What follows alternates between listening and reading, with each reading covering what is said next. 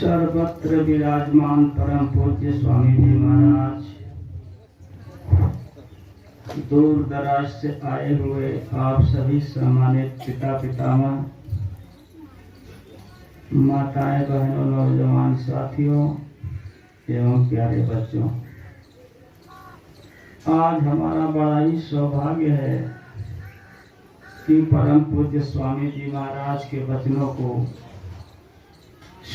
सुनाने का अवसर मिला हुआ है तथा आपका दर्शन मिल रहा है।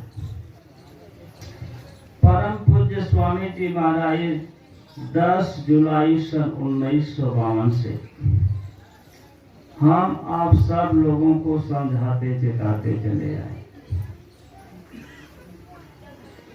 सबसे पहले तो हम अपने स्वामी जी महाराज के विषय में ही थोड़ा जान लें। ये संत सद्गुरु कौन होते हैं? महापुरुषों ने समझाया बच्चा, संत सद्गुरु में और उस प्रभु में कोई भेद, कोई अंतर नहीं होता है। आने साक्षात प्रभु जो होते हैं मानव शरीर में उतर करके छोटे बन करके रहते हैं, इसलिए उनको हम आसानी से नहीं समझ पाते हैं। ये महापुरुषों ने लिखा, भानुरूप मालिक सोन भाई, नर देही में रहा छिपाई, छिप करके छोटे बन करके रहते हैं। वास्तव में हमारे और आपके जो स्वामी जी महाराज हम लोगों के बीच में आकर के समझाए चेताए, आखिर इनसे पहले भी महापुरुष आए होंगे। तो स्वामी जी महाराज ने समझाया बच्चा, उस मालिक के देश में जाने का रास्ता जो था पहले गुप्त था। जब से जीव उस मालिक के देश से उतारे गए तब से लेकर के कबीर साहब तक जो रास्ता था ये गुप्त था, छिपा हुआ था। गुप्त संत तो थे, यहाँ का परिचय, यहाँ की जीवों की खबर ले जाकर के उस मालिक को देते रहे। तो मालिक ने कबीर साहब के रूप में भेज दिया, जाओ और जीवों को समझा चेता करके लाओ। तो ये कबीर साहब से ये रास्ता जारी हुआ। कबीर साहब आकर के जीवों को समझाए चेताए, जीवों को मालिक से साक्षात्कार कराया और कुछ जीवों को जो है मालिक से साक्षात्कार कराने के बाद कबीर साहब ने आदेश दे दिया कि तुम भी जीवों को समझाओ चेताओ। तो उसी रूप में कबीर साहब जो है नानक साहब को आदेश कर दिए, जीवों को समझाओ चेताओ। जब नानक साहब जाने लगे तो जाने से पहले उन्होंने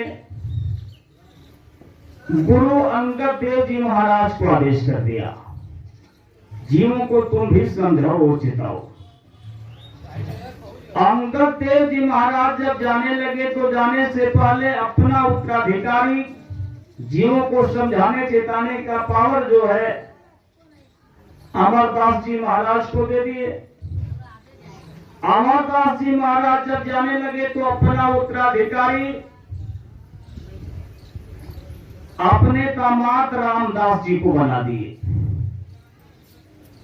रामदास जी महाराज जब जाने लगे तो अपना उत्तराधिकारी जो है अपने बेटे गुरु अर्जुन देव जी महाराज को बना दिए। अर्जुन देव जी महाराज अपना उत्तराधिकारी जो है हरगोविंद सिंह जी महाराज को बना दिए। हरगोविंद सिंह जी महाराज अपना उत्तराधिकारी हरिराय जी को बनाए। हरिराय जी महाराज जो है अपना उत्तराधिकारी हरकिशन सिंह जी महाराज को बनाए। हरकिशन सिंह जी महाराज अपना उत्तराधिकारी गुरु तेग बहादुर सिंह जी को बनाए। और गुरु तेग बहादुर सिंह जी महाराज जो है अपना उत्तराधिकारी गुरु गोविंद सिंह जी महाराज को बनाए। तो नानक साहब से लेकर के गुरु गोविंद सिंह जी महाराज तक ये सिख गुरुओं में 10 गुरु हुए। और गुरु गोविंद सिंह जी महाराज जो है अपना अधिकार पावर जो है परम संत राव रत्नाकर साहब जी को बना दिए, आदेश कर दिए जीवों को समझाने चेताने का। वही रत्नाकर राव साहब जी महाराज के शिष्य जो है हाथरस वाले गोस्वामी जी महाराज हुए। हाथरस वाले गोस्वामी जी महाराज को नामदान वो जो है रत्नाकर राव जी से मिला था। अब हाथरस वाले गोस्वामी जी महाराज की दया की धार जो है 4 शाखाओं में विभक्त होती है, क्योंकि संत महापुरुषों को मालूम होता है लाखों वर्ष पीछे और लाखों वर्ष आगे के समय को। तो महापुरुषों ने देख लिया कि आगे भविष्य में कलयुग जाएगा और सतयुग आएगा, और इस कलयुग में सतयुग की स्थापना करने के लिए परम संत बाबा जय गुरुदेव जी महाराज आ रहे हैं। तो इनके लिए महापुरुषों ने प्लेटफॉर्म बनाना तैयार कर दिया, शुरू कर दिया। वही हाथरस वाले गोस्वामी जी महाराज की दया की धार जो है 4 शाखाओं में विभक्त होती है। परम संत सूर स्वामी जी को आदेश कर दिया, हाथरस जिले में आश्रम बना, वहीं से सत्संग जारी किए। इसके बाद दूसरे नंबर पे परम संत देवीदास जी महाराज जो मुरादाबाद की धरती पर आश्रम बना करके जीवों को समझाए देता है। तीसरे नंबर पे परम संत गिरधारी दास जी महाराज जो लखनऊ की धरती पर आश्रम बना करके जीवों को समझाना चेताना शुरू कर दिए। और चौथे नंबर पे आगरा में पन्नी गली में परम संत शेख शिव दयाल सिंह जी महाराज को आदेश कर दिए, जिनको हम और राधा स्वामी जी महाराज के नाम से जानते हैं। ये 4 शाखाओं में जो है ये विभक्त हुई धाराएं। और ये राधा स्वामी जी महाराज की दया की धार जो 3 शाखाओं में विभक्त होती है। एक तो आगरा में राय शालिग्राम माथुर जी को आदेश कर दिया, और दिल्ली में परम संत गरीबदास जी महाराज को आदेश कर दिया, और पंजाब में जयमल सिंह जी महाराज को आदेश कर दिया। आगरा में राय शालिग्राम माथुर जी जब जाने लगे तो अपना उत्तराधिकारी जो है पंडित ब्रह्म शंकर मिश्र जी को बना दिए। दिल्ली में गरीब साहब जी महाराज की दया की धार जो 2 शाखाओं में विभक्त होती है। एक तो दिल्ली में राम बिहारी दास जी महाराज को आदेश कर दिया, और उधर अलीगढ़ में पंडित विष्णु दयाल जी महाराज को आदेश कर दिया। उधर पंजाब में जयवंत सिंह जी महाराज अपना उत्तराधिकारी सावंत सिंह जी महाराज को बनाए। सावंत सिंह जी महाराज जब जाने लगे तो अपना उत्तराधिकारी सरदार बहादुर जगत सिंह जी को बनाए। सरदार बहादुर जगत सिंह अपना उत्तराधिकारी चरण सिंह जी को बनाए, और चरण सिंह जी महाराज गुरिंदर सिंह ढिल्लो जी को बनाए। और इधर देखें अलीगढ़ में विष्णु दयाल जी महाराज जब जाने लगे तो अपना पावर जो है हम लोगों के दादा गुरु महाराज को दे दिया कि जीवों को समझाओ और चेताओ, क्योंकि आगे सत्य की स्थापना करनी है। दादा गुरु महाराज जो है अपना उत्तराधिकारी हम लोगों के गुरु महाराज परम संत स्वामी जय गुरुदेव जी महाराज को आदेश कर दिया। तो कहने का मतलब कबीर साहब से लेकर के ये गद्दी चली आ रही है, स्वामी जी महाराज तक आई है।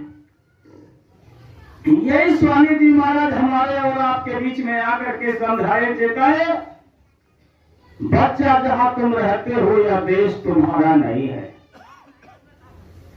आने यह देश किसका है? गुरु महाराज ने कहा यह काल माया का देश है, भूल भरम का देश है, धोखे का देश है, हमारा देश कहीं और है। अपने देश को छोड़ करके हम और आप जो है इस पराये देश में आकर के पराई वस्तुओं को अपना समझ लिए। जैसे एक मासूम छोटा बच्चा हो, अपने माँ बाप के साथ जो है मार्केट यानी मेला देखने गया और साथ छूट गया, पिता का साथ छूट गया, बच्चा उसी मेले में खो गया और बच्चे को किसी ने पकड़ लिया और अपने घर लेकर चला गया, खिलौने दे दिया, खाने पीने की व्यवस्था कर दिया और वो बच्चा जो है उसी को अपना पिता समझ लिया और अपने पिता से तो साथ छूट गया। तो बच्चा तो भूल गया, दूसरे के बाप को अपना बाप समझ करके, दूसरे के देश को अपना देश समझ करके उसी में खो गया। उसको ख्याल तो नहीं है कि हमारा पिता कहाँ है, हमारी माँ कहाँ है।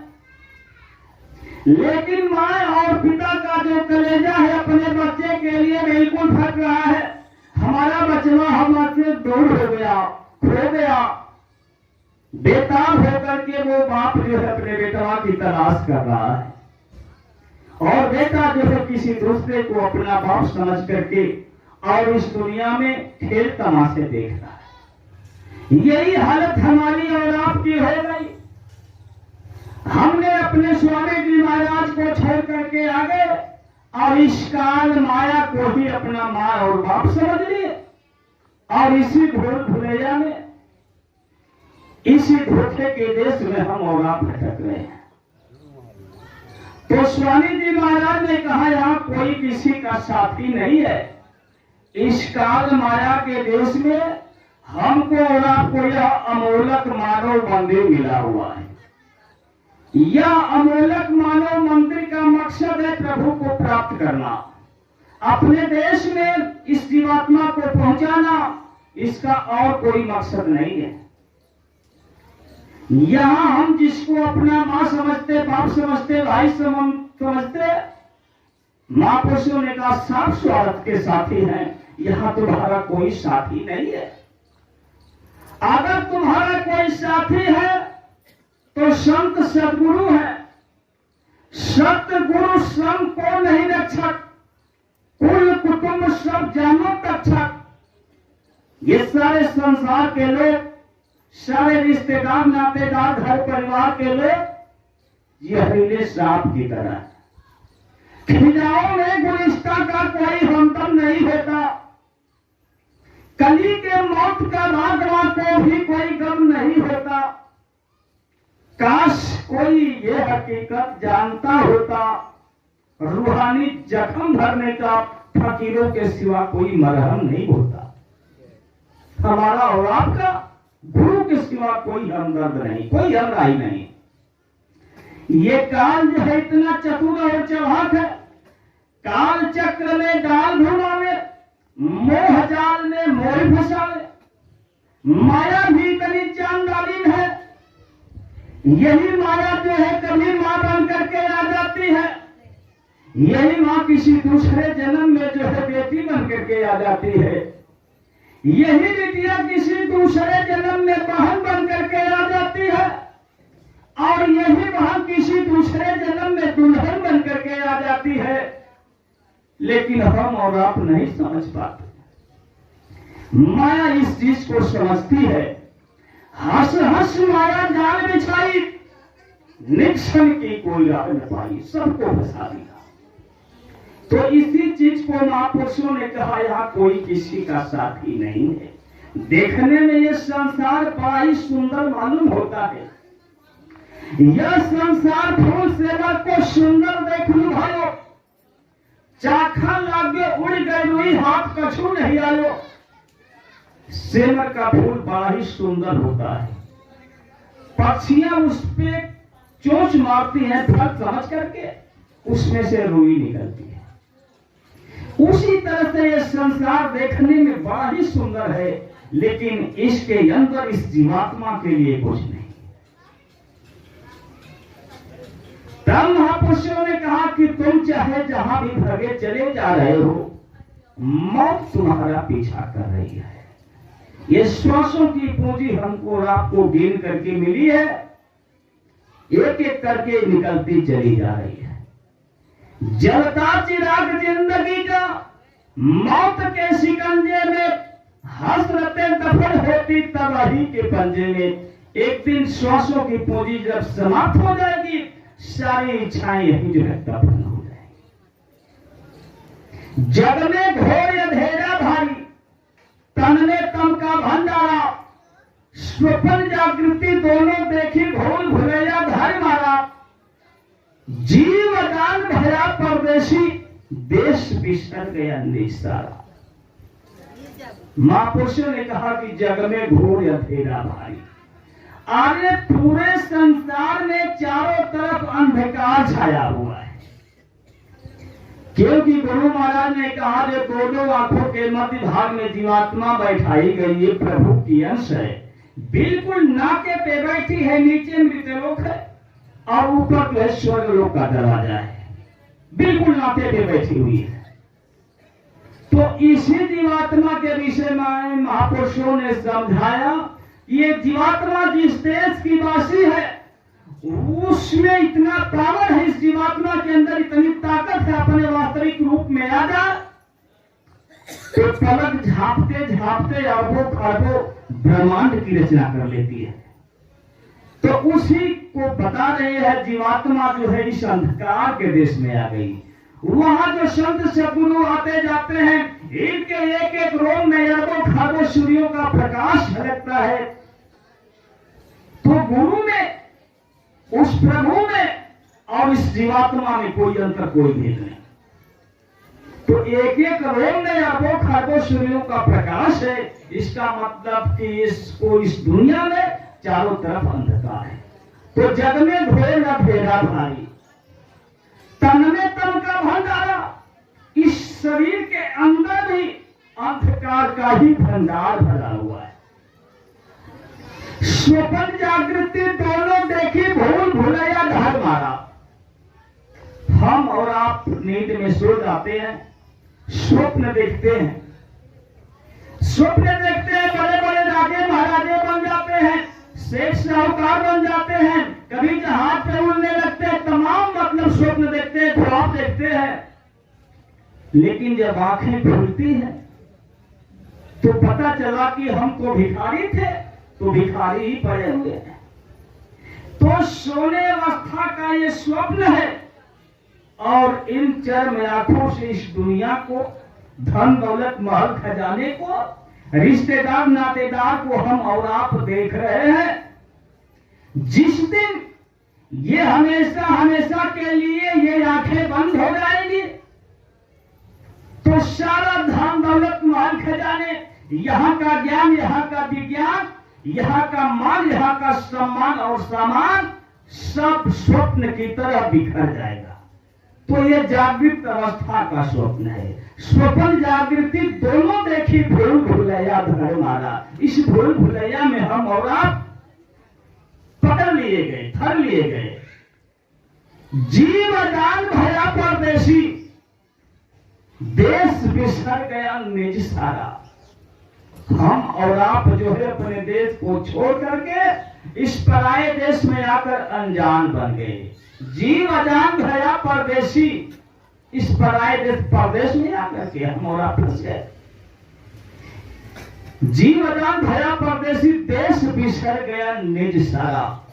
हमारा और आपका अपना देश छूट गया और दूसरे के देश को, दूसरे के सामान को धोखे से अपना देश और अपना समाज मान करके उसमें फंसा लिए गए। जिसको हम और आप समझते हैं ये हमारी माँ है, ये हमारा भाई है, हमारी बहन है, महापुरुषों ने कहा कोई तुम्हारा साथी नहीं है। जो सोचते हो कि ये तुम्हारी धर्म पत्नी है, प्राण से बढ़ करके प्यार करती है, आए दिन हम और आप देखते हैं इस दुनिया को छोड़ करके लोग चले जा रहे हैं। कहीं जो है बाप के कंधे पे बेटवा की लाश जा रही है, तो कहीं बेटवा के कंधे पे माँ की लाश जा रही, कहीं भाई के कंधे पे भाई की लाश जा रही है। आए दिन हमको रात को दिखाई देता है। तो उसी चीज को महापुरुष समझाते हैं, यहाँ कोई किसी का साथी नहीं है। जिस धर्म पत्नी को समझते हुए प्राण से बढ़ करके प्यार करती है, अगर उनसे कह दिया जाए कि आपके पति का देहांत हो गया, कल इनका अंतिम संस्कार कर दिया जाएगा, जरा आज रात में इनको लेकर के अकेले कमरे में कोठी में सो जाइए या देख लीजिए, प्रेम कर लीजिए, सुबह इनका अंतिम संस्कार कर दिया जाएगा। वही कहती है ये प्रेत बन करके हमको खा जाएंगे। तो महापुरुषों ने लिखा कि जादिन मन पंछी उड़ गई है, तादिन तेरे तन तनवर के सभे पाप झड़ गई है। घर के कई है बेगई कारो भूत भये को खई है, जा प्रियतम सो प्रीत घनेरी सो देख गई है। कहावत ताल कहावत शोभा देखत धोई हुई है, भाई बंधु कुटुंब कबीला सुमिर सुमिर पछतई है, सो तो सुन दुर्लभ देवन को सत संगत न पई। वही धर्म पत्नी कहेंगी कि इनको जो बेगह कारो भूत भये को भई है, जल्दी से इनको घर से बाहर कर दीजिए, नहीं तो ये प्रेत बन करके हमको पकड़ लेंगे। इनके साथ में हमको अकेले अंधेरे कोठरी में नहीं रहना है। जा प्रियतम सो प्रीत घनेरी सो देखते रही हैं, वही करने लगती हैं। तो यही दुनिया का रीत और रिवाज है। ये जितने रिश्ते नाते बंधे हुए सब कर्मों के आधार पे हैं। हमको इनसे कुछ लेना है और इनको हमसे कुछ लेना है। ये लेने देने का कर्जा है और उसी कर्म कर्जे के अनुसार ही हम और आप जो इस मानव शरीर में कैद हैं। जिस दिन कर्मों का आदान प्रदान पूरा हो जाएगा, इस मकान को खाली करना पड़ेगा। इस चीज को स्वामी जी महाराज ने समझाया।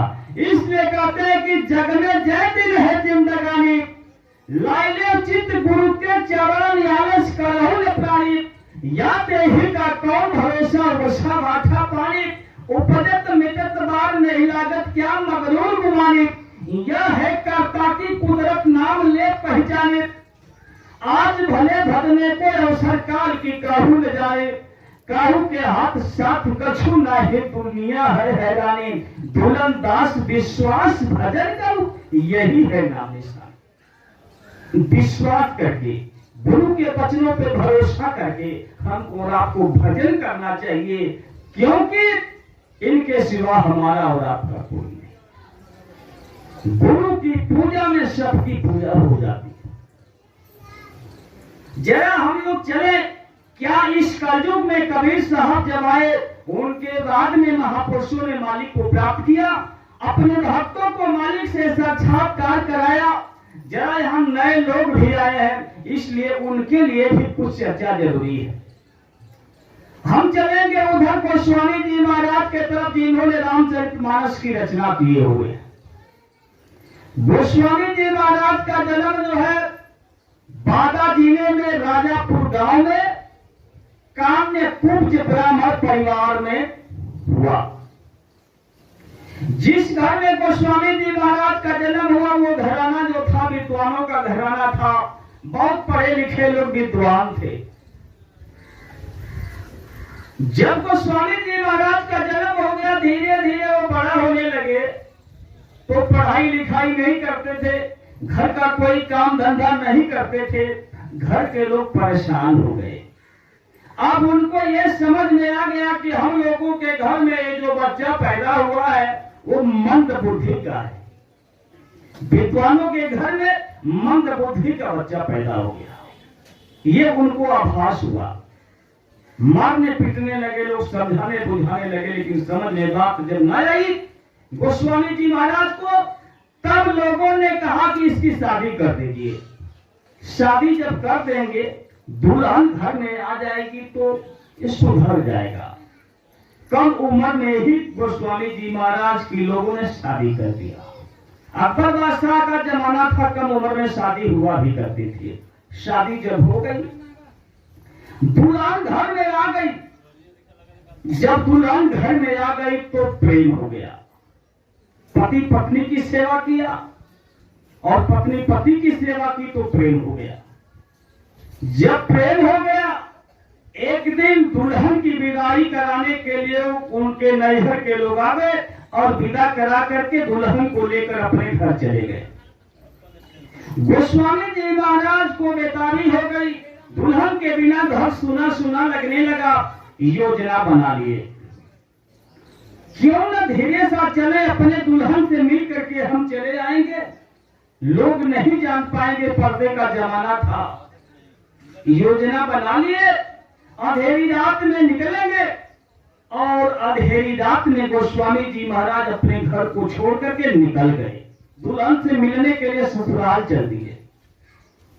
चरणदास जी की शिष्या दयाबाई ने लिखी है, काम है तो पैरो है तो गंगा श्यामी रात, सो गोस्वामी गोस्वामी करो महिमा कहीं न जा।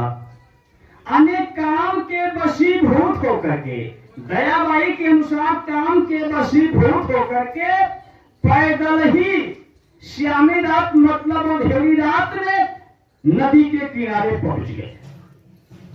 जब नदी के किनारे पहुंचे हैं तो नदी में बाढ़ आई हुई थी, नदी उफान पे थी, मालिक की भी मौज रही।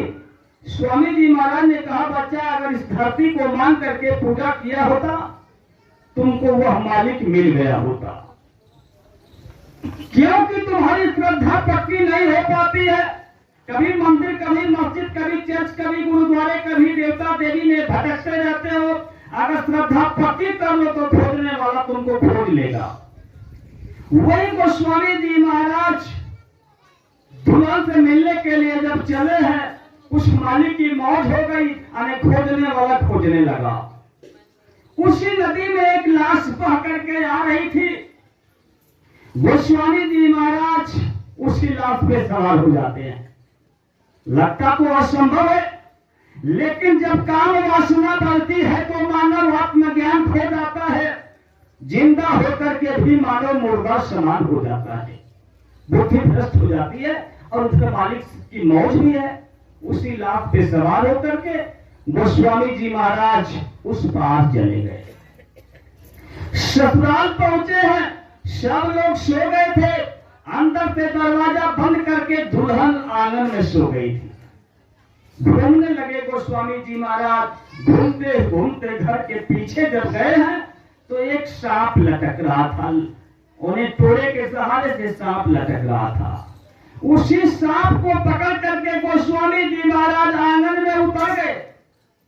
जब आंगन में उतर गए, पत्नी जगी है और डर गई, कोई लग रहा है डकैत बदमाश आ गया। देखो स्वामी जी महाराज ने कहा, बच्चा देखो, इन देवियों को चाहिए कि बहादुर पैदा करें। स्वामी जी महाराज के वचन है। इन्होंने कहा कि जैसे गोस्वामी जी महाराज की धर्म पत्नी ने गोस्वामी जी महाराज को बना दिया, उस तरह से इन देवियों को बहादुर पैदा करना चाहिए। इनके अंदर ममता का भंडार होता है, इनके अंदर बहुत सारी विशेषताएं छिपी रहती हैं। नारी ही नर को जन्म देती जग में, महामाया जग में कहाती है नारी। नारी के उर में है रमते नगार, सुखद स्नेह सपना सजाती है नारी। नारी नजर सबसे बेधे जिगर को, मोहब्बत का मरहम लगाती है नारी। नारी से कोई नहीं पार पाया, भटकते को राह बताती है नारी। देखा आज गोस्वामी जी महाराज को उनकी धर्म पत्नी ने रास्ता दिखा दिया। लाज में लागत आपको दौड़ेगा उस आप, धिक धिक ऐसे प्रेम को कहा कहूं मैं नाथ। आज थी चरमम तामम जैसी प्रीति, ऐसी जो श्री राम न होत न भव भय बीते। आप हमारे लिए चले आए। इतना प्रेम अगर आपको प्रभु से रहा होता तो आपको प्रभु मिल गया होता। यही ताना लगा गोस्वामी जी महाराज को। उसी समय उसी पल अपने कदम को वापस खींचिए। घर आ गए। जब घर आ गए तो गोस्वामी जी महाराज के अंदर विरह की आग लग गई। रातों दिन रोने लगे मालिक को प्राप्त करने के लिए। स्वामी जी महाराज ने कहा, जिस बिस्तर पे सोते थे विनाशों से बिस्तर भीग जाया करता था। आखिर एक समय अंधेरी रात में गोस्वामी जी महाराज की विरह की आग जो है धड़क जाती है। जोरों की आवाज में रोने की इच्छा हुई। सोचे कि यहाँ रोएंगे, घर के लोग जाग जाएंगे। निकल गए, घर से कुछ दूरी पर जाकर के बैठ करके रो रहे थे। तब तक उनके गुरु महाराज ने उसी समय उसी जगह पे मौजूद हो गए। चेहरा जगमगा रहा था। कहे, अरे बच्चा, इतनी अंधेरी रात में क्यों रो रहे हो? गोस्वामी जी महाराज को समझते देर न लगी, चौक पर गिर गए। कहे, हुजूर, मैं उस मालिक को पाने के लिए रो रहा हूं। बहुत रोए, बहुत चुप कराया। गुरु महाराज ने कहा, चुप हो जाओ, मैं तुमको रास्ता बताता हूं उस मालिक से मिलने के लिए। 1 घंटे के अंदर गोस्वामी जी महाराज को गुरु महाराज ने सत्संग भी सुना दिया, नामदान भी दे दिया, साधना भी करा दिया और कहा कि मेरी 3 बातों को नोट कर लो। एक तो इतनी अंधेरी रात में मैं तुम्हारे लिए आया हूं। दूसरी चीज की सुमिरन ध्यान भजन रोज करना, नागा कभी मत करना। तीसरी चीज की मुझको अच्छी तरह से देख लो, पहचान लो। जब तुम्हारी जीवात्मा जगेगी तो मैं तुमसे मिलूंगा, इसी वेशभूषे में मिलूंगा और तुम्हारी मदद करते हुए यहां पर भी मदद करूंगा। जीवात्मा जगेगी, स्वर्ग वैकुंठ लोक में जाएगी और ईश्वर लोक, ब्रह्म लोक, पारब्रह्म लोक, महाकाल लोक, सतलोक, अलख लोक, आगम लोक, अनामी लोक तक मैं तुम्हारी मदद करता हुआ चलूंगा। मुझको अच्छी तरह से देख ले, पहचान। आखिर गोस्वामी जी महाराज घर पे आते हैं, साधना करने लगे। मात्र 24.5 वर्ष की अवस्था में ही गोस्वामी जी महाराज की जीवात्मा जाग गई और उस प्रभु के देश में आने जाने लगे। उसी दौरान उसी बनारस शहर का, यानी इसी बनारस शहर का रहने वाला एक हृदय नारायण यादव का लड़का था। राजापुर गांव में किसी सेठ के यहां नौकरी करता था। वो भी गोस्वामी जी महाराज के पास आने जाने लगा। उसको भी गोस्वामी जी महाराज ने नामदान दे दिया। जब नामदान दे दिया तब हृदय नारायण दीन बन गया और दीन बन करके अपने गुरु महाराज से प्रश्न किया, हुजूर, मैं ये जानना चाहता हूं, आप कहते हैं ये काल माया का देश है, तो क्या इस काल माया के देश में सारे लोग दुखी है? यह परदेश है, तो इस परदेश में सब लोग दुखी है कि कोई परदेश में सुखी भी है? कहे कि जब तुम पूछ रहे हो तो सुनो, मैं बताता हूं। सुन हृदय में कहा बताऊं, जीव विपत्तों को समझाऊं। 4 खान जीवन की हुई, जाने सुखी न देखा कोई। कहे यार, हृदय में 4 खाने होती है। एक अंडज, जो अंडे से जीव पैदा होते हैं जैसे पक्षियां। पिंडज, जो पेट से बच्चे के रूप में पैदा होते हैं जैसे ये गाय, भैंस, बकरा, मानव इत्यादि जीव आते हैं। उपमच खान में जो ये गर्मी के बरसात के महीने में कीड़े मकोड़े जो पैदा हो जाते हैं, उनको उपमच खान में। और पेड़ पौधों को स्थावर खान में। कारण मैंने 4 खानों के अंदर किसी को सुखी न देखा, सब लोग दुखी हैं।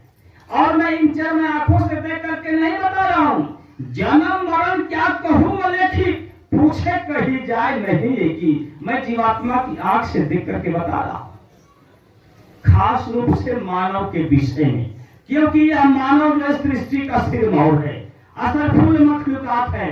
इस मानव शरीर को पाने के लिए देवी देवता भी तरसते हैं। यही जीवात्मा 84 लाख योनियों का भ्रमण करके इस मानव शरीर में आई है। इसलिए मानव के विषय में बताऊंगा।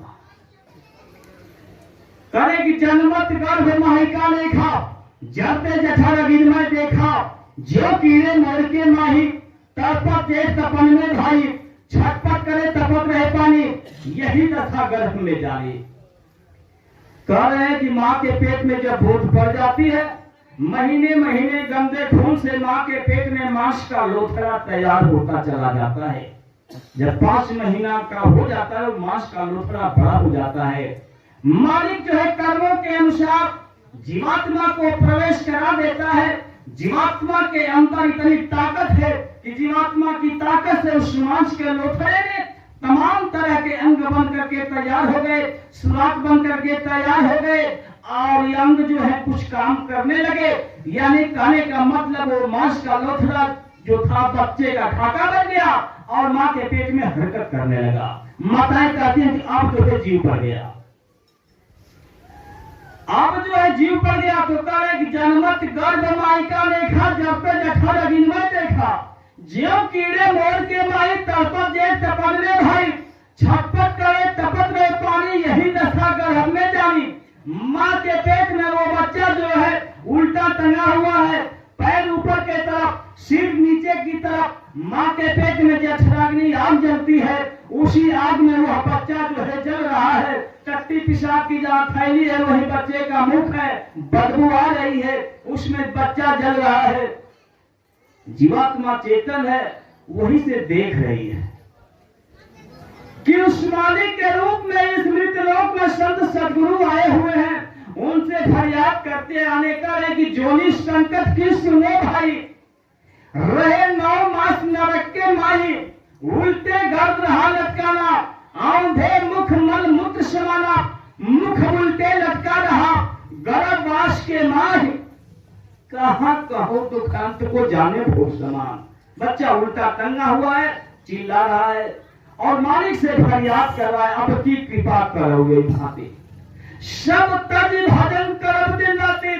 आगे फरियाद करता है, मालिक आए स्वामी जी महाराज, मुझको इस नरकुंड से बाहर निकाल दीजिए, मैं सब कुछ तज करके त्याग करके आपका भजन करूंगा, ये वादा करता हूं। दीन दयाल विरत सब भाई, हरे नाथ मम संकट भाई, आए मालिक हमका अने हमारा ये संकट का हरण कर लीजिए, मैं आपका भजन करूंगा। वादा तो कर दिया, हमने भी वादा कर दिया, वादा आपने भी कर दिया। अब काल माया के देश में आने 9-10 महीना पूरा हुआ, अंदर से प्रेशर बना, बच्चा जो है बाहर आ गया। जन्मत बाल पना दुखदाई, शुद्ध बुद्धि ज्ञान समझ नहीं पाई, तरुण रहे तरुण होगा, वृद्ध हुए तब बाढ़े होगा। ऐसे यह तीनों पल बीता, नेक न जाने साह बीता। काल माया के देश में बच्चा आ गया। माया जो है तुरंत इस पे पर्दे डाल देती है। जो भी अंदर वो जीवात्मा जो है मालिक की आवाज को सुन रही थी, मालिक के रूप को देख रही थी, सब पर्दा पड़ गया, धूमिल हो गया, देखना सुनना बंद हो गया। बच्चा धीरे धीरे बड़ा होने लगा, 5 बरस का हो गया। 5 बरस तक बच्चा कुछ भी करे, किसी की हत्या करे, चोरी करे, हिंसा करे, जमराज के सिपाही नहीं लिखते, छूट होती है। जब ही छठा पर लग जाता है तो जमराज के सिपाही जो है लिखना शुरू कर देते हैं, तुरंत लिखना शुरू कर देते हैं। जो भी अच्छे बुरे कर्म हम और आप करते हैं सब लिखा जाता है। और मालिक ने, ये काल भगवान ने इस जीवात्मा के पीछे कुदरती कैमरा भी लगा रखा है। वो 5 बरस तक कैमरा बंद होता है, छठा बरस जब लगता है तो ऑटोमेटिक कैमरा चालू हो जाता है। जो भी अच्छे बुरे कर्म कर रहे हैं, 12 बजे अंधेरी रात में किसी की गर्दन को काट रहे हैं, छुरी चला रहे हैं और किसी के दौलत को लूट रहे हैं, सब उस कैमरे में कैद हो रहा है। बच्चा जो है बड़ा हो गया, शादी हो गई, दुल्हन आ गई, बच्चे पैदा हुए, धीरे धीरे बढ़ोतरी आ गई, तमाम तरह के रोग ग्रसित कर लिए। अब मरने का सुनो संदेशा, प्राण गए पर किया अंदेशा। अब क्या होए बात बिचारे, नरबाजी जुआने हारे, घर बाहर से काढ़े डेरा, फिर नहीं आन किया न फेरा। कर्म जोग जो नहीं फरमाए, जो जो कर्म किए सोई फल पाए। चेत कियो नहीं आप में रहे कुटुंब के हेत, अब समझे से क्या होता है जब चिड़िया चुग गई खेत। समय व्यर्थ में निकल गया, मरने का वक्त हो गया। जमराज की अदालत से वो जमराज के सिपाही जो हुक्मनामा लेकर के चल देते हैं। जमराज कहता है ले जाओ, और ये ले जा करके जमराज को हमारा ये हुक्मनामा सुना देना। ये मानव शरीर जो भाड़े पर हमने दिया था, किराए पर दिया था, मालिक को प्राप्त करने के लिए दिया था, बता देना कि उसका समय समाप्त हो गया, मकान को खाली कर दे। जमराज के सिपाही जब वही से आवाज लगाते हैं, आए राम नरेश, मकान को खाली कर देना,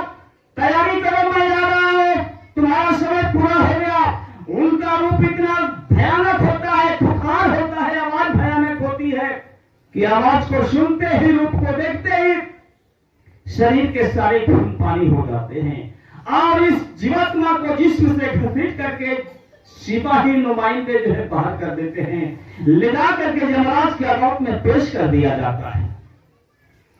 जब पेश कर दिया जाता है, यमराज कहते हैं जरा इसका खाता निकालो। तो खाता निकाल करके देखते हैं, अरे इसने तो मानव शरीर को पा करके आने अनगिनत जीवों की हत्या कर डाला। मैंने इसको मानव शरीर दिया था, कर्म जोने दिया था कर्म करने के लिए, और इसने मानव शरीर को पा करके हमारे जीवों को आने, हमारे जो जेल खाने हैं उन जेल खानों को बिगाड़ डाला। ये 84 लाख शेष जितनी जोनियां हैं वो यमराज के जेल खाने हैं, अरे हमारे जेल खानों को बिगाड़ दिया। मुर्गी के गर्दन पे छुरी चला दिया, बकरी के गर्दन पे छुरी चला दिया, गाय के गर्दन पे छुरी चला रहा है। वो यमराज देख रहा है, जिस बकरी के गर्दन पे छुरी चलने जा रही है वही बकरी, यही गाय जो है फरियाद करती है, हमने आपका क्या बिगाड़ा है? हमने तो आपका कुछ नहीं बिगाड़ा, हमको आपने अपने पास रखा था, समय से आपने हमको भोजन न दिया, समय से पानी न दिया, समय से दवा न दिया, इसके बावजूद भी हमने अपने दोस्त से आपके बचवा का पालन पोषण कर दिया। आपके बचवा का पालन पोषण हमारे दोस्त से हो गया, आप क्या करने जा रहे हैं? आप इतने बेराम हो गए, इसके बदले में आप हमारे गर्दन पे छुरी चलाने जा रहे हैं। माफ कर दीजिए, हमको हमारे ऊपर रहम कर दीजिए, छोड़ दीजिए। लेकिन इंसान इतना बेरहम हो गया, छुरियां चला दिया, गर्दन को अलग कर दिया।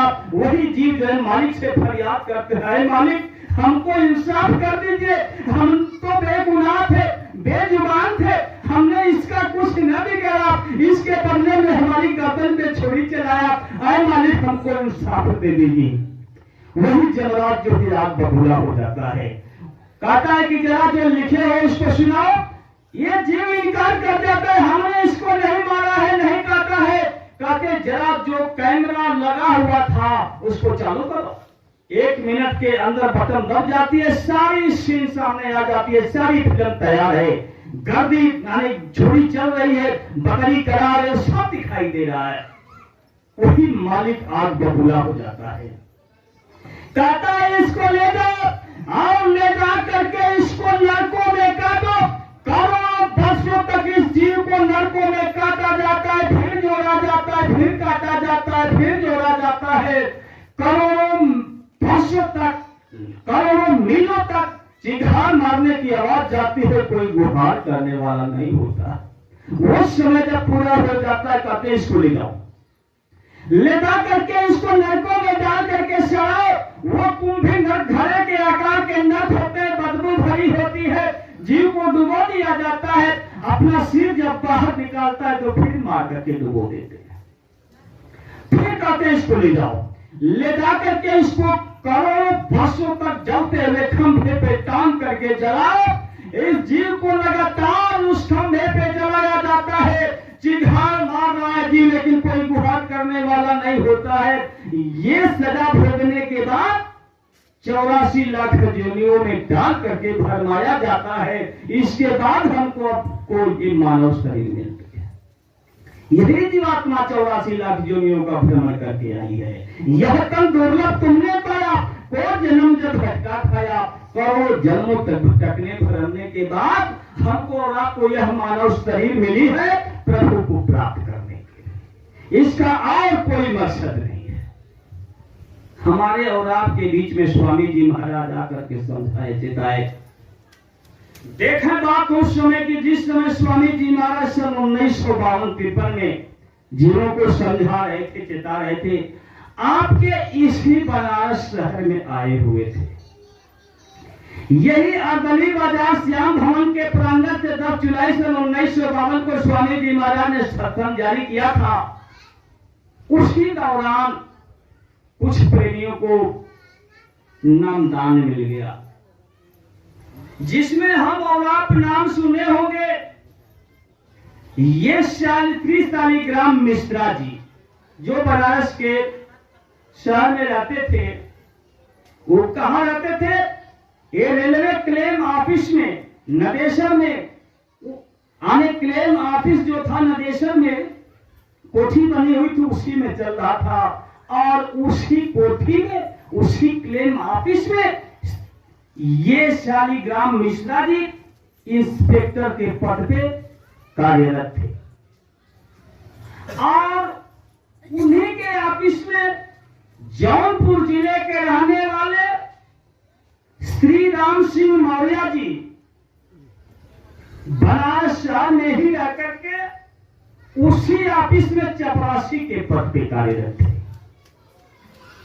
इनको कुछ पहले नामदार मिल गया था श्री राम सिंह मौर्य जी को, साधना कर रहे थे, इनके बाद जो है शालिग्राम मिश्रा जी को मिला था।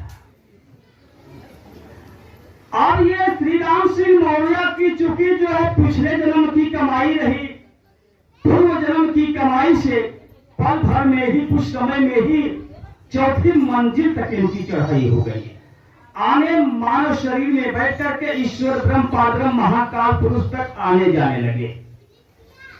स्वामी जी महाराज ने सब प्रेमियों को बुला करके समझाया, बच्चा देखो ये बच्चा जो है, ये श्री राम मौर्य जो है साधक है, साध गति को प्राप्त कर लिया है।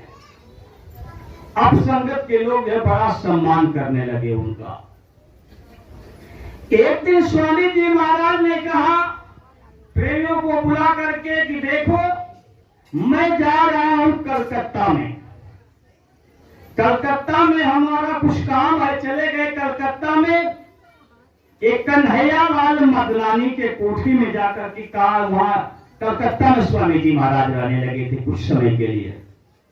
लेकिन जाने से पहले आदेश दिया संगत को कि देखो ये श्री राम सिंह मौर्य जो है साध गति को प्राप्त कर लिया है, ये तुम लोगों को सत्संग सुनाता रहेगा, तुम लोग सत्संग सुनते रहना।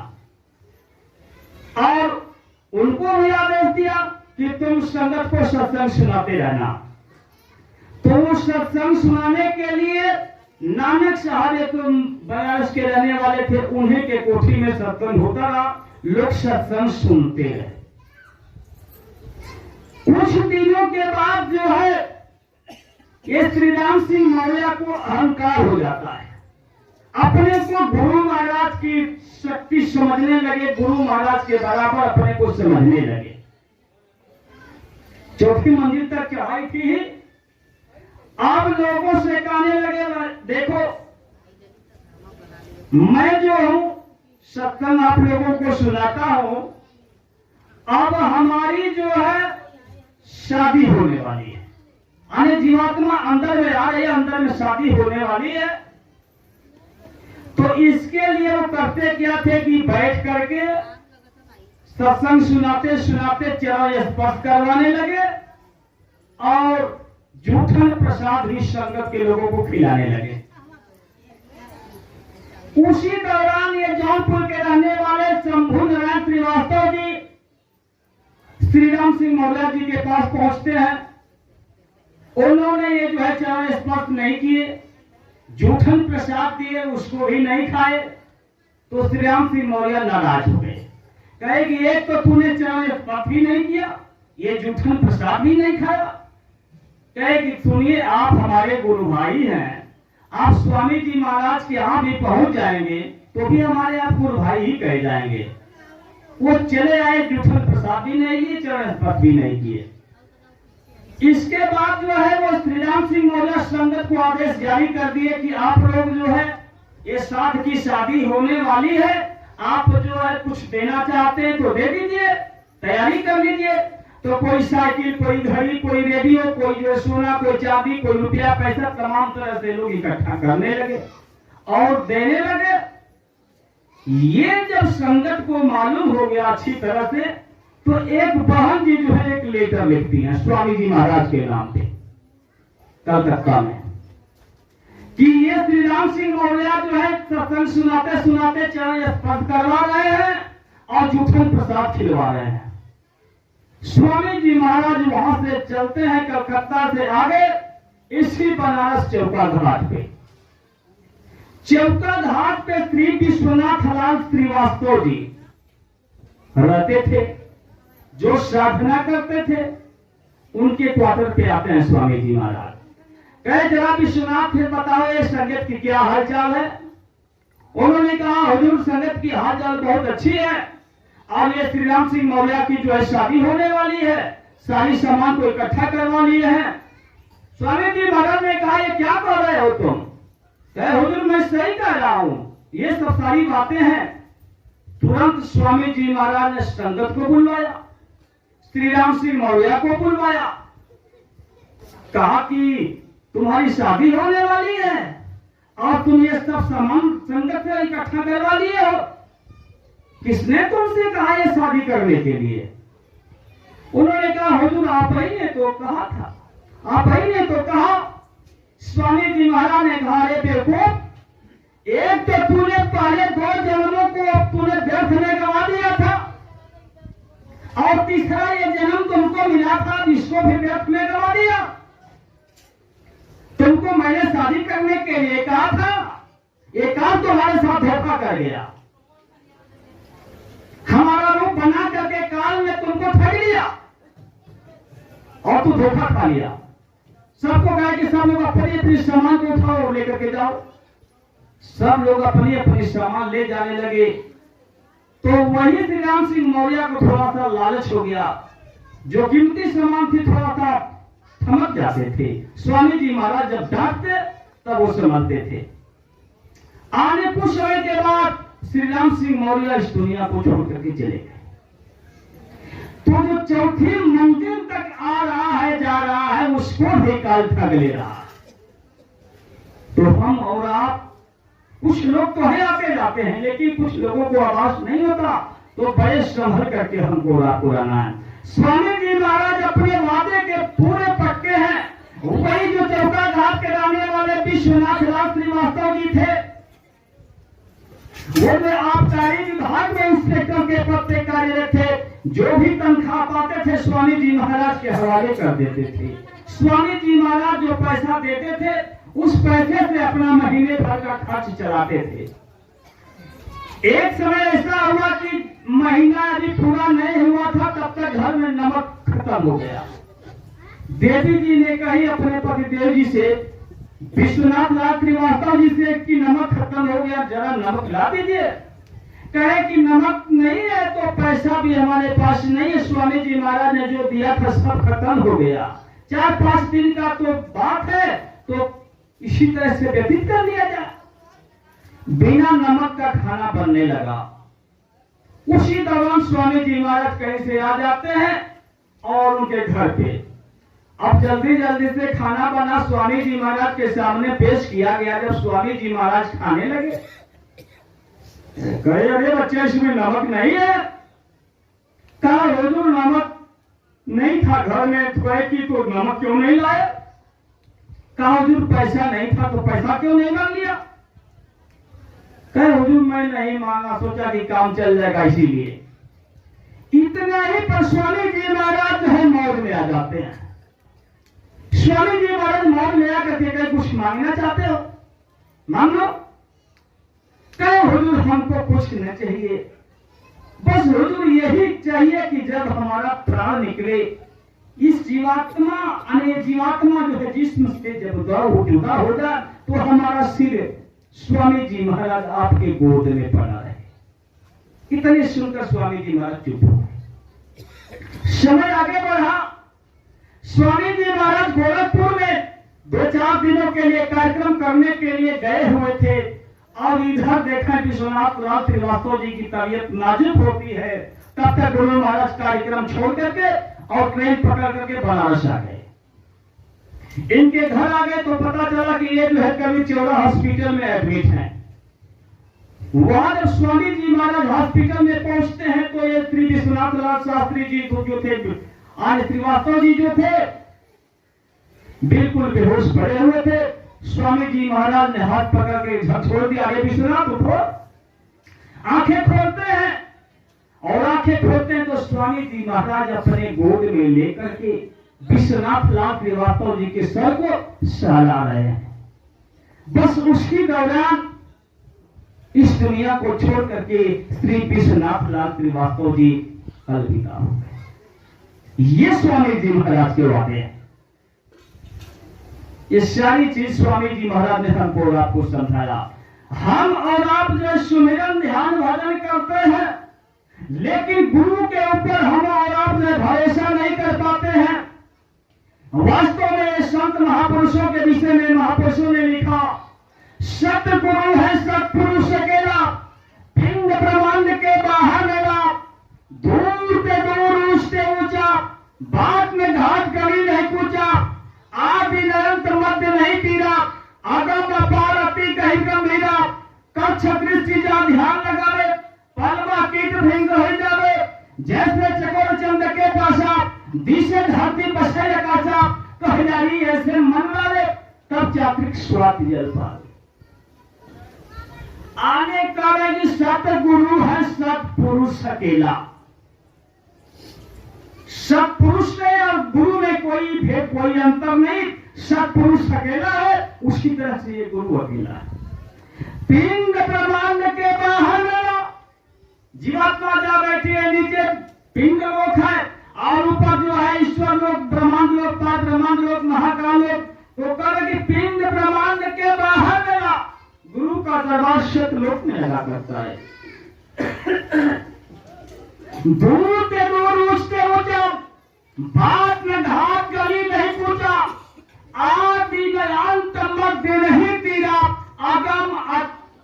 अगम अपार अति गंभीरा। वो अपार है, उसकी कोई पैमाइश नहीं कर सकता। जिस देश के वासी हैं गुरु, जिस देश के वासी हम लोग हैं, वहां ना तो सुख है ना तो दुख है, ना तो शाम है ना ही सवेरा है, ना ही दिन है ना ही अंधेरा है, वहां सदा जो है सुख ही सुख है। ये जीवात्माएं कुलेल कर रही है।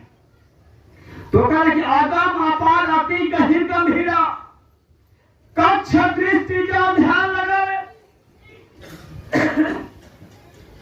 देखिए स्वामी जी महाराज ने मन के विषय में कहा, मन तुम्हारा बहुत बड़ा दुश्मन है, इसके जैसा दुश्मन तुम्हारा कोई इस दुनिया में नहीं है, और इसके जैसा तुम्हारा साथी भी कोई दुनिया में नहीं है। ये जीवात्मा जो है चेतन है, और ये मन जो है जड़ है। जीवात्मा की ताकत से मन ताकतवर बना हुआ है। जैसे कोई राजा हो, राजा की बिटिया हो, राजकुमारी हो, राजकुमारी का जो है उस दरबार का रहने वाला एक नौकर जो है हरण कर लिया, अपने प्यार के जाल में फंसा करके लेकर के चला गया, और ले जा करके अपने घर में उस राजकुमारी को वादा किया था, तू हमारी दुल्हन बनेगी, मुझे मेरे देश में तू रहना, हमारे घर में रहना। लेकर के गया और वहां ले जा करके इस राजकुमारी को दासी बना दिया और स्वयं अपने पत्नी के साथ रहने लगा। यही काम हमारे साथ और आपके साथ के मन का डाला। जीवात्मा रूपी राजकुमारी का इसने हरण कर लिया, और हरण करके अपने साथ लेकर के गया और इसके साथ बेवफाई कर डाला, और स्वयं जो है इंद्रियों के साथ क्षणिक आनंद लेने लगा, हरण कर लिया। तो उसी चीज को कहते हैं कि मालिक को अगर प्राप्त करना है तो कच्छ दृष्टि जा ध्यान लगावे, पलवह कीट भिंग हो जावे। कछुआ एक प्रकार से मतलब पानी में रहती है, लेकिन अंडा देने के लिए बाहर जाती है, और अंडा दे करके दूर से ही अपने नजरों को सेती है, यानी नजरों से अंडे को सेती है तो अंडे में जीव पड़ जाता है। तो उसी चीज को कह रहे कि कछुए की तरह अपने मन को गुरु के चरणों में लगा दो, कच्छ दृष्टि जा ध्यान लगाए, पलवा कीट भिंग हो जावे। भिंग एक प्रकार का कीड़ा होता है जो झींगुर को पकड़ करके लाता है, उसकी मूछों को काट देगा, पंखों को कुतर देगा, किसी छिद्र में उसको घुसा करके बाहर दरवाजे पर बैठ करके 24 घंटे आवाज लगाता है। आवाज देने से उस झींगुर के पंख भी जम जाते, मूछें जम जाती, भिंग बन जाता है। यानी आवाज दे करके वो भिंग जो है झींगुर को अपने समान बना लेता है। उसी तरह से गुरु हमारे और आपके बीच में आकर के चारों तरफ से घेर करके और आवाज दे करके अपने समान बना लेते हैं। कच्छ का दृष्टि जब ध्यान लगा ले, पलमा कीट भिंग हो जावे। जैसे चकोर चंद्र के पास दिशा धरती बसे आकाशा, होती है जिसका प्रेम जो है चांद से होता है। चांद जब निकलता है वो चकोर पक्षी को उससे इतना प्रेम होता है कि जैसे जैसे चांद घूमता हुआ प्रतीत होता है, चकोर पक्षी की गर्दन ऑटोमेटिक घूमती चली जाती है। अगर कहीं वो चांद बादलों में छिप जाता है तो चकोर पक्षी को उस चांद से इतना प्रेम है कि उस चांद के वियोग में अगर उसको कहीं आग की चिंगारी या सोना दिखाई दे जाए तो उसको भी चूम लेती है, उसको इतना प्रेम है। उसी चीज को कहता है कि जैसे चकोर चंद के बसा दिशे धरती बसा रखा, धरती पर रहते हुए उसका ध्यान उस चांद की कहीं अरे ऐसे मन लगे तब चात्रिक स्वाति जल पाए। आगे मन को इस तरह से जब गुरु के चरणों में लगा देंगे तब जो है गुरु का जलवा देखने को मिलेगा। घर चाहे तो देखना नूर का जलवा, तो अपने अश्रु रुख से दुनिया का नकाब तो हटा। अगर गुरु का जलवा देखना चाहते हैं, हमारे और आपके बीच में स्वामी जी महाराज मानव शरीर में आकर के नाम दान दिया, सत्संग सुनाया, हमने और आपने साधारण मानव समझ लिया। लेकिन महापुरुष कहते हैं कि अगर उनके नूरानी रूप को देखना है, इनके एक एक रोम से अरबों खरबों सूर्यों का जो प्रकाश झलक रहा है, अगर उसको देखना है तो कहेगी गर्द तुझा है देखना नूर का जलवा, अपने असीम रूप से दुनिया का नकाब तो हटा, दुनिया को भुला।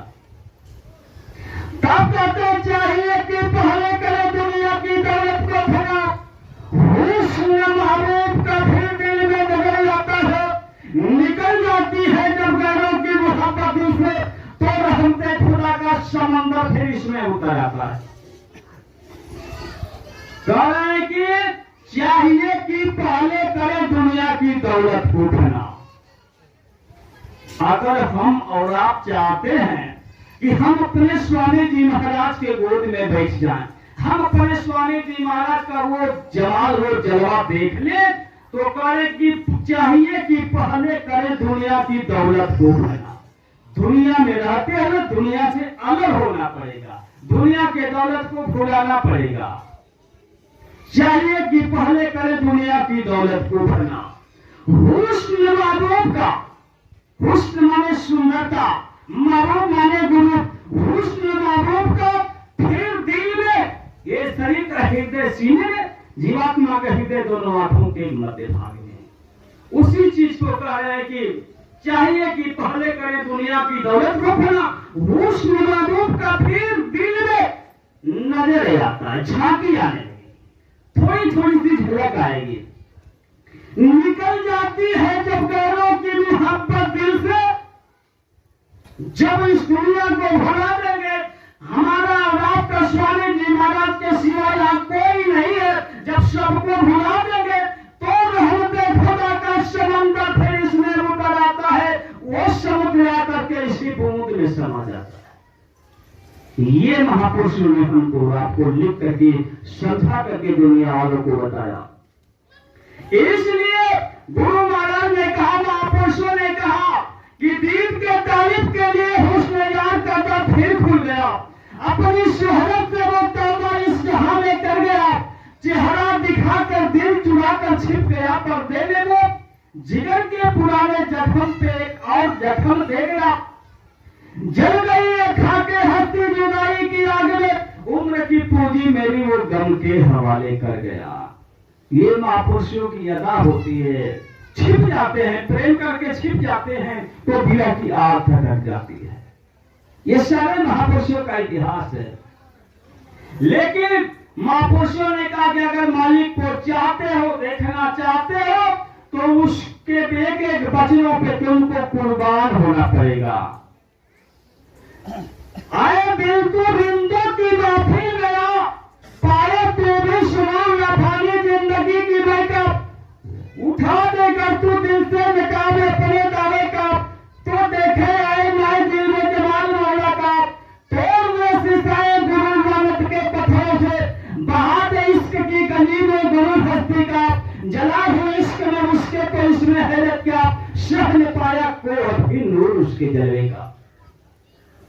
कह रहे हैं कि आए दिन तो आए दुनिया वालों, तू हिंदू की महफिल में आने गुरु के जो भक्त हैं, जो साधक हैं, साधना करते हैं, जो गुरु के वचनों पे कुर्बान होते हैं, उनके महफिल में जाकर के बैठ पाए तो भी सुरूर लाफानी जिंदगी की रहेगा। तू भी जीते जी मरने की कला सीख जाएगा। उठा देकर तू दिल से नकाबे अपने दाले का, अपने घमंड को चूर कर दे तो देखे आएगा दिल में जमाल मौला का। इसी घाट पे वो मौला का जलवा जमाल देखने को मिल जाएगा।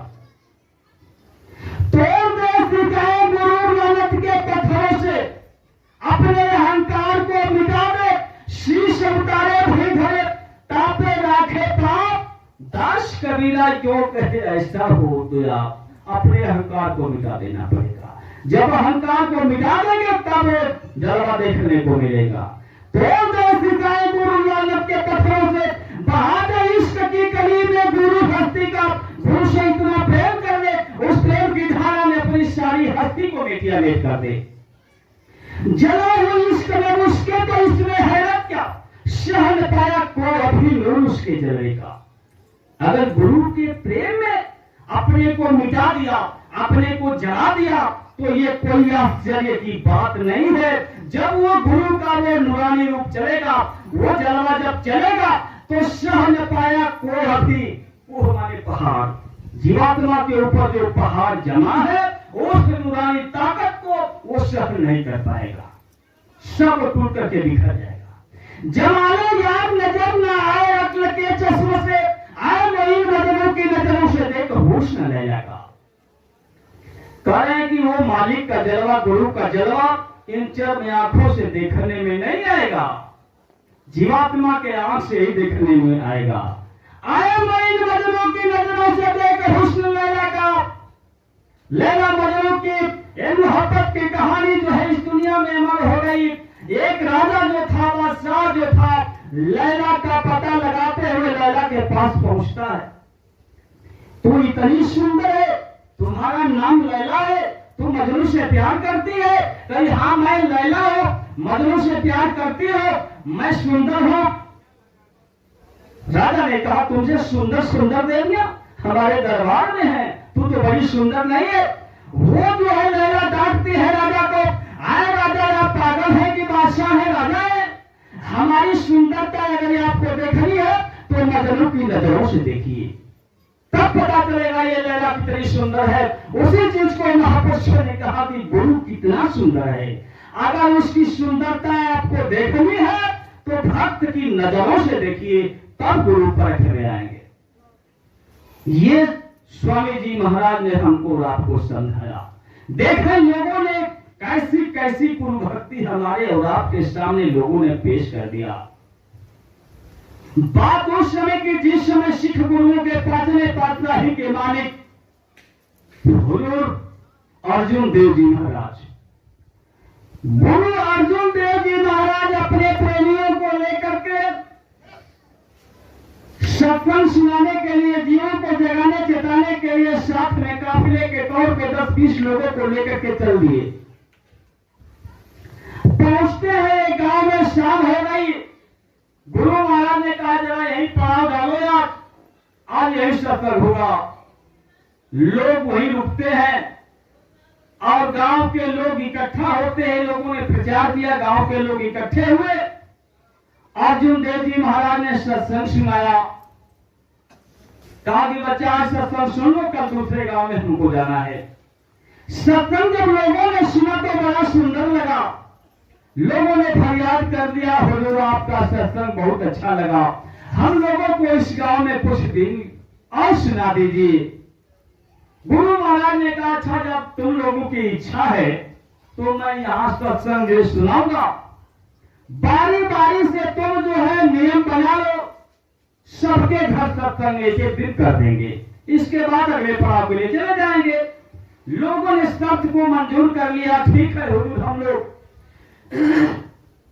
लोग अपने अपने घर सत्संग करवाएंगे और संगत को खाने पीने की व्यवस्था हम लोग कर देंगे। गुरु महाराज ने कहा देखो हमारे बच्चे जो है अपने साथ में बर्तन लेकर के आए हैं, तुम लोग खाने पीने की सामग्री सिर्फ दे देना। एक दिन पहले सामग्री इकट्ठी कर ली जाती थी और सत्संग होता, दूसरे दिन दूसरे के घर होता, खाने की सामग्री इकट्ठी कर ली जाती। धीरे धीरे सत्संग इधर हो रहा है और उसी दौरान देखा उसी गांव में एक गुल खिलता चला जा रहा है। गुरु की मौज बरसती चली जा रही है एक परिवार के ऊपर। उसी गांव के अंतर्गत एक सम्मन नाम का व्यक्ति था और उसका एक ही बेटा था जिसका नाम था मूसन। घर के लोग इस दुनिया को छोड़ करके चले गए थे। गर्मी का समय था, इधर सत्संग हो रहा है, उधर बाप और बेटवा की तबीयत जो है बारी बारी से रोजाना खराब होती चली जा रही है। जो कुछ पैसा था सब पैसा खत्म हो गया। सत्संग इधर भी अब समापन के तरफ आने लगा। जाकर के भंडारियों ने कहा कि आपके घर कल सत्संग होगा, लास्ट दिन था और आप खाने पीने की सामग्री दे दीजिए। सम्मन और मोशन दोनों बीमार बाप और बेटवा कहे हुजूर हम लोग जो है कल खाने पीने की सामग्री सूर्योदय होने से पहले दे देंगे, मौका दे दीजिए आप लोग। तो अच्छा चलो ठीक है, वादा कर दिया। और दोनों बाप और बेटवा देखा योजना बनाते हैं। स्वामी जी महाराज बड़ी त्याग, बड़ी तपस्या, बड़ी कुर्बानी देकर के लोगों के अंदर भाव पैदा करते हैं। उस गांव के अंदर इतने लोग थे लेकिन गुरु की दया सिर्फ सम्मन और मुश्किल के ऊपर हो रही है। दोनों बाप और बेटवा जो है योजना बनाए कि चलो रात में चलेंगे और गांव में जो सेठ रहता है उसके घर डकैती डालेंगे। आखिर बाप और बेटवा सेठ के घर में जाकर के सेठ लगा देते हैं। सेठ लगा करके बेटवा अंदर घुस गया, सामान चुरा लिया और चुरा करके ला करके अपने घर में बाप और बेटवा रख दिए। सवेरे होगा और सामान दिया जाएगा, भंडारा बनेगा। लेकिन जब देखने लगे तो कुछ तेल मसाले नमक वगैरह छूट गए थे। सोचा कि अभी ये ढेरी रात के चलो दोबारा ये भी सामान लाए, नहीं तो किसके यहाँ फिर मांगने जाएंगे। दोबारा बाप और बेटवा शेड में दोबारा जाने के लिए पहुंचते हैं। बेटा जो शेड में प्रवेश कर गया, सामान चुरा लिया। अंदर से जब बाहर निकलने की कोशिश किया तो सेठ जग गया और अंदर से उस बेटवा के अनेमोशन के दोनों पैरों को पकड़ लिया और बाहर जो है बाप अपने बेटवा के दोनों हाथों को पकड़ लिया। दोनों तरफ से खींचा तानी होने लगी। अब जो है बेटा आवाज लगाता है, पिताजी हमारी गर्दन को आप जो है काट कर लेकर के भाग जाइए, नहीं तो ये जो है लाश हमारी पकड़ ली जाएगी या हम पकड़ लिए जाएंगे तो लोग पहचान जाएंगे ये चोरी करके गुरु को भोजन कराने के लिए ले जा रहे थे।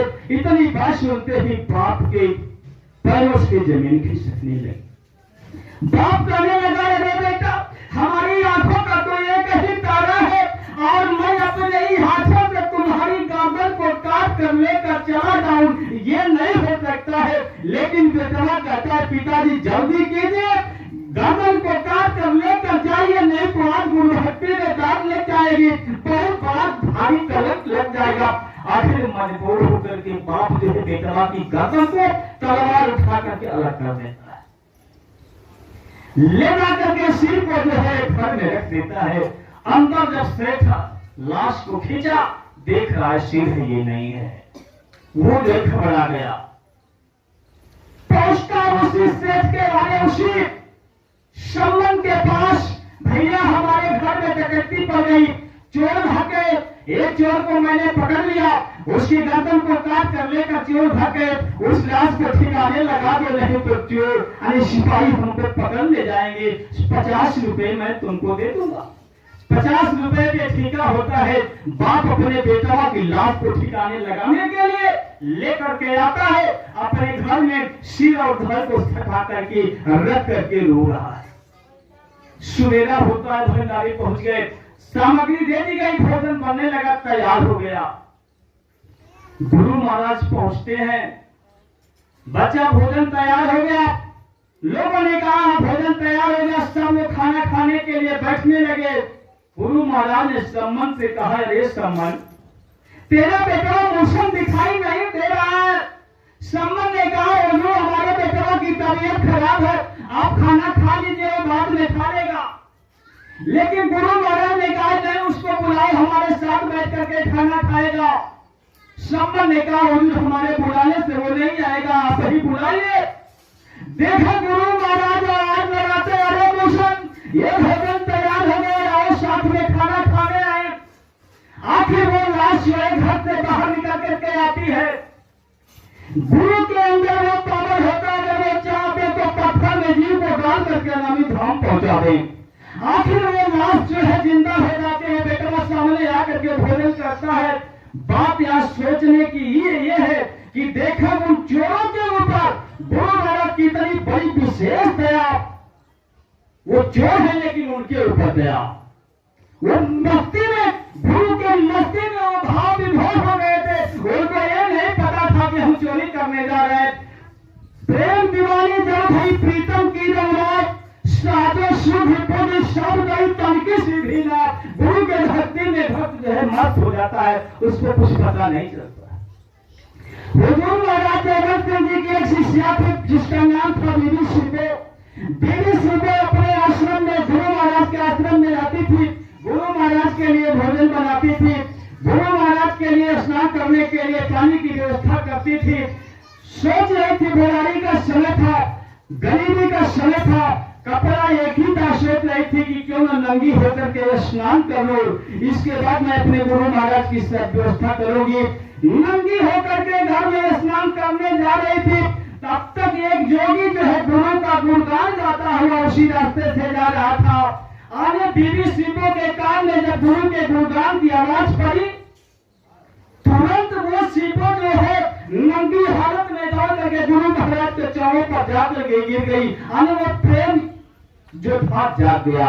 गुरु महाराज ने कहा, अरे पगली, तू नंगी होकर के आई है, जल्दी जाकर के कपड़े पहन करके आ। ये होती है गुरु भक्ति, गुरु के प्रति। और आज हमको आपको विचार करना है। स्वामी जी महाराज ने कहा, बच्चा, संगत की सेवा ही गुरु की सेवा होती है।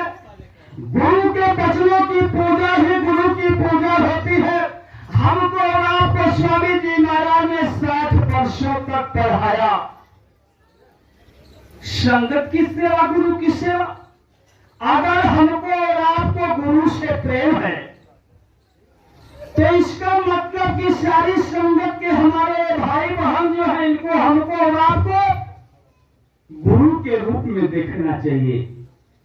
इनसे हमारा और आपका इतना प्रेम होना चाहिए, ये सोच करके हम अपने भाई को प्यार करते हैं, अपनी बहन को प्यार करते हैं, इसका मतलब अपने स्वामी जी महाराज को प्यार करते हैं। आज बड़ी तकलीफ होती है, ये हमारे माननीय मास्टर साहब हर जगह कार्यक्रम में जाते हैं, लेकिन आज इस बनारस की धरती पर हम और आप आए हुए हैं। ये हमारी ये नजरें जो है लड़ाई है।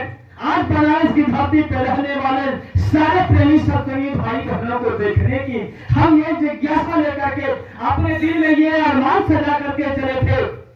हम चले गए और बनारस में सभी सत्संगी प्रेमी भाई बहनों का दर्शन दीदार करेंगे। लेकिन आज हमारे बहुत कुछ भाई बहन जो है मजबूरी में नहीं आए, लेकिन कुछ भाई बहन ऐसे हैं कि कटाक्ष में नहीं आए।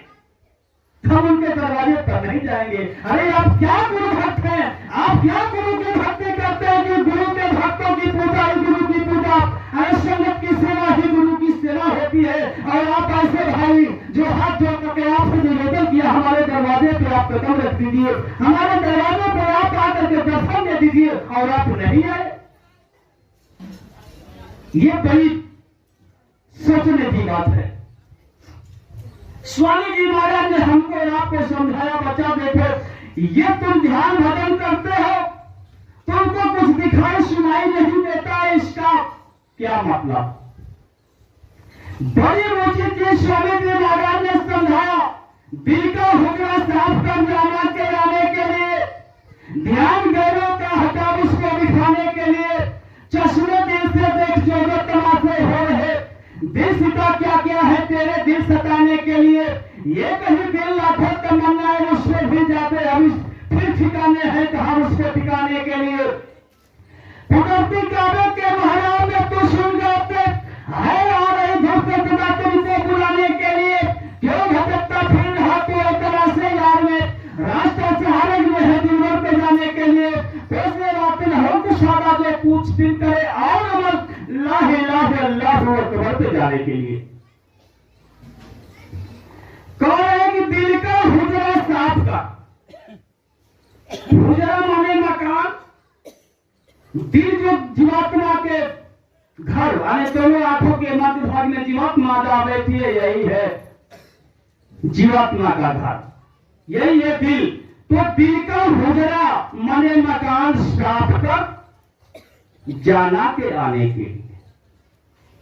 स्वामी जी महाराज ने हमको और आपको नाम दान दिया, बड़ा अरमान सजाया होगा स्वामी जी महाराज ने, मैं अपने बेटा को नामदान देता हूं और नामदान देकर के अपने बेटा के दरवाजे पे खड़ा होकर के इंतजार करता हूं, हमारा बेटा आएगा, अपने घर से बाहर निकलेगा, घर की अपनी सफाई करेगा, हमको आराम करने के लिए अपने घर में हमको बिठाएगा। लेकिन हम और आप जो है अपने स्वामी जी महाराज से नामदान लेकर के अपने घर की सफाई नहीं कर रहे हैं और दरवाजे पे गुरु महाराज खड़ा है। तो कहे कि दिल का हुजरा साफ कर जाना तो आने के लिए आने ये चाहते हैं कि गुरु महाराज हमारे इस घर में इस घाट में प्रवेश करे तो इस मकान की सफाई करें। ध्यान गौरव का हटाव उसको बिठाने के लिए। देखो ये महापुरुषों का कहना है कि अगर गुरु को अपने घर में बिठाना चाहते हो तो तुम्हारे इस घर में और कोई नहीं होना चाहिए। ध्यान गौरव का हटा उसको बिठाने के लिए तुम्हारे इस घर में तुम्हारा गुरु अकेला बैठेगा और किसी को नहीं होना चाहिए। ध्यान गौरव का हटा उसको बिठाने के लिए चश्मे जैसे देख जो तमाशे हो गए, जीवात्मा की आंख से देखो ये सब दुनिया के तमाशे हैं। दिल सिता क्या क्या है तेरे दिल सताने के लिए, ये सुंदर सुंदर चीजें, ये काल माया जो है तुमको सताने के लिए फंसाने के लिए रच करके रखी हुई है। एक ही दिल लाखों तमन्नाएं उसमें भी जाते हरीश, एक ही मन है अनंत इच्छाओं को प्रकट कर रहा है। एक ही दिल लाखों तमन्नाएं उसमें भी जाते हरीश, फिर ठिकाने हैं कहा उसको ठिकाने के लिए। इसका मतलब कि गुरु के अलावा अगर किसी को यहां बैठाएंगे तो गुरु नहीं बैठेंगे। तब स्वामी जी महाराज ने कहा बच्चा हमारा रास्ता सीधा है, सीधा चलोगे तो पार हो जाओगे, इधर उधर घूमोगे तो मोती खाओगे। तुम मुझको देखो मैं तुमको देखो, हमारे और तुम्हारे बीच में कोई दूसरा नहीं आना चाहिए। नैनो भीतर जाओ तो ढांप नयन कोई लोग, ना मैं देखू लोग को ना कोई ही देखा दो। कहे कि नैनो के भीतर आकर के हमारे समाजा, मैं पलक रूपी शामी आने के अंदर तुमको समाहित कर लो, हमारे सिवा तुमको कोई ना देखने पावे, तुम्हारे सिवा हमको कोई ना देखने पावे, ऐसे आकर के समाजा। तो उसी चीज को महापुरुष कह रहे हैं कि ये कहीं दिल लाखों तमन्नाएं उस पे भी जाते अभी फिर ठिकाने हैं कहा उसको ठिकाने के। कुदरती काबे के महाराज में तो सुन गौर से, ये मानव शरीर को काबा कहा गया। महाराज ये दोनों आंखों के मध्य भाग में जीवात्मा बैठी अर्धचंद्रा आकार बनता है, इसी को महाराज कहते हैं। कुदरती काबे के महाराज में तो सुन गौर से, हाय दूर से आ रही सदा तुमको बुलाने के लिए, आकाश मंडल से सदा मने आवाज मालिक दे रहा है इस जीवात्मा को बुलाने के लिए। कुदरती काबे के महाराज में तो सुन गए थे, हाय आ रही धूप से सदा तुमको बुलाने के लिए, क्यों भटकता फिर रहा तू कला से यार में। मालिक को कहा, इधर उधर भटकता हुआ खोल रहे हो, रास्ता सहारग में है दिलवर पे जाने के लिए, आने प्रभु के पास जाने के लिए यही जीवात्मा से रास्ता गया हुआ है।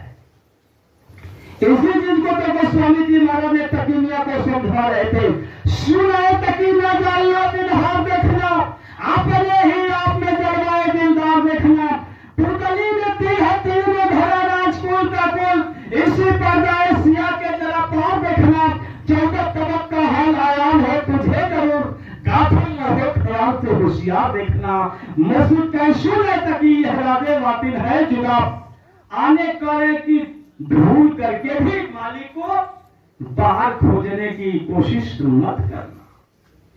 सुने तकी न जाइए दिलहार देखना, अपने ही आप में जलवाए दिलदार देखना, अपने ही अंदर मालिक को खोजो।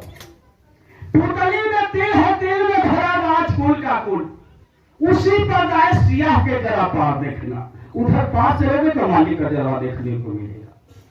14 तबक का हाल आयाम है तुझे जरूर, आने 14 मंडलों का हाल तुमको मालूम हो जाएगा। सारी चीज तो स्वामी जी महाराज ने समझाया। गुरु महाराज ने कहा, महापुरुषों ने कहा, मेरी और कदम तो बढ़ा, तेरा यार वफादार हूं मैं, जो भी है तेरे फैसला सबका खरीदार हूं मैं, इबादत गाहों में तू करता है मेरी तलाश, निकल इन पर्दों से राशरे बाजार हूं मैं, बेदिली भूल मैं अपनी गरीबी पे नारो, आए दिल में हर जगह तेरे लिए दिलदार हूं मैं।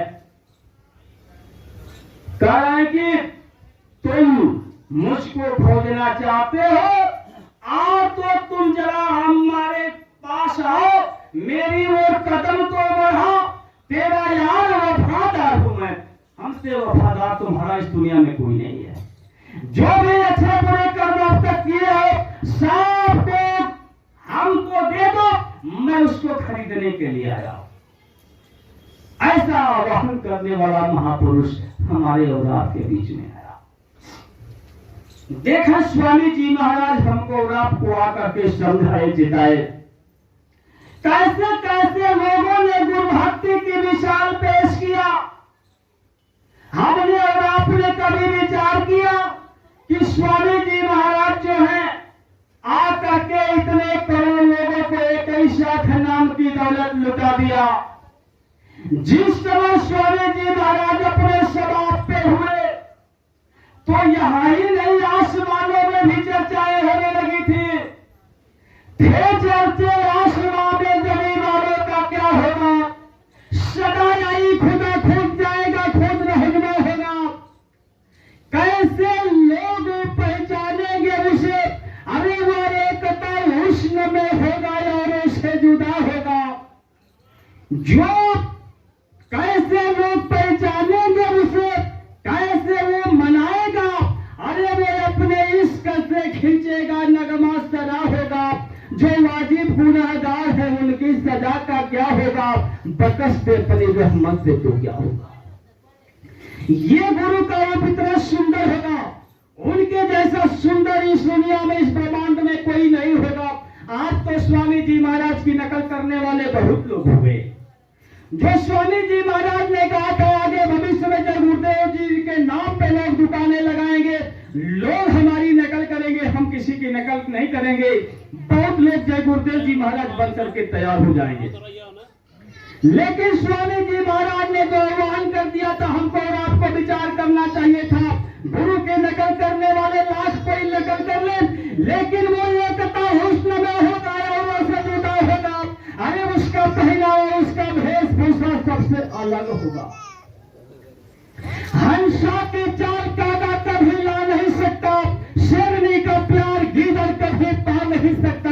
लाख कोई स्वामी जी महाराज की नकल कर ले, कोई नकल उतार नहीं सकता है।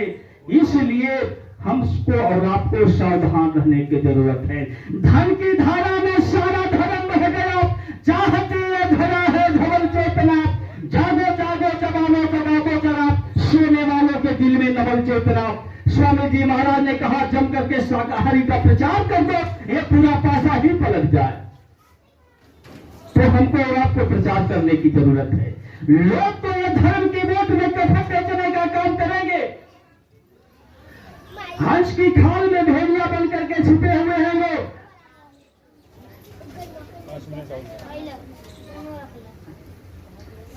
तो ये सब कुछ हमको स्वामी जी महाराज ने आपको और हमको समझा दिए। गुरु महाराज ने कहा आगे का समय जो है बड़ा ही नाजुक आ रहा है, आगे का समय बड़ा ही भयानक आ रहा है। तो स्वामी जी महाराज ने कहा कि दिल में हमारे दर्द है तुम्हारा, सुनते तो जाओ संदेशा हमारा। तुम्हारे लिए हमने जलसे रचाए, गली गली खूब पर्चे बताए, समझो ना समझो या भाग्य तुम्हारा, सुनते तो जाओ संदेशा हमारा। गांव और गलियों में सबको सुनाया, मालिक मिलन का भेद बताया, सोचो तो क्या ये पागल गमारा, सुनते तो जाओ संदेशा हमारा। गुरु महाराज ने कहा कि अन्न दवाओं की कमी पड़ेगी, पेड़ों की पत्तियां न तुमको मिलेगी, फटेगी ये धरती उठेगा गुब्बारा, सुनते तो जाओ संदेशा हमारा। स्वामी जी महाराज ने कहा है आशा में कुछ ऊपर ही से होगा, कर्मों का बादल बवंडर बनेगा, बरसेगी बहेगी ये पापों की धारा, सुनते तो जाओ संदेशा हमारा। प्यार का पाठ हमको पढ़ाते रहेंगे, मानव धर्म को जगाते रहेंगे, जानो या बाप काम जानो तुम्हारा, सुनते तो जाओ संदेशा हमारा। हम जो कहेंगे दोहराना पड़ेगा, झंडे के नीचे तुम्हें आना पड़ेगा, होकर लाचार नाम लोगे हमारा, सुनते तो जाओ संदेशा हमारा। ये सब कुछ स्वामी जी महाराज ने कहा। गुरु महाराज ने कहा आगे का समय भयानक आ रहा है, कहे थे गुरुदेव पुकार जमाना बदलेगा, सुनते जाना नर और नार जमाना बदलेगा, पूरे पश्चिम उत्तर दक्षिण छिड़ने आई आए गुरुदेव, भारी संख्या में होगा नरसंहार जमाना बदलेगा, कहे जय गुरुदेव पुकार जमाना बदलेगा। प्रजा बहुत मरेगी जग में, लाशें पड़ी सड़ेगी घर घर में, उठाने वाले नहीं मिलेंगे यार जमाना बदलेगा, कहे जय गुरुदेव पुकार जमाना बदलेगा।